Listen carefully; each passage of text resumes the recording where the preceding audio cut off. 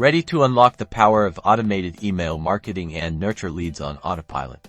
Then let's dive into how to send repeat emails in Kvcore. First, logged into your Kvcore account, you'll find yourself on the dashboard, your command center for all things real estate. Navigate to the Marketing Autopilot section on the left-hand menu, then click on Scheduled Mass Emails. This is where the magic happens. Now, hit the Schedule Email button at the top right. This will open the email creation window.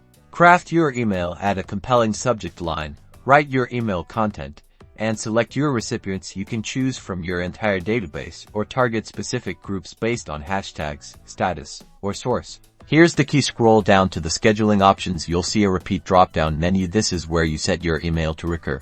Select your desired frequency: daily, weekly, or monthly. Then, set an end date for your recurring email campaign. You can choose a specific date or have it run indefinitely. Before you finalize, carefully review your email content, recipient list, and scheduling details to ensure everything is perfect. Finally, click Schedule. Kvcore will prompt you to confirm. Once confirmed, your recurring email campaign is live, consistently nurturing your leads and keeping you top of mind.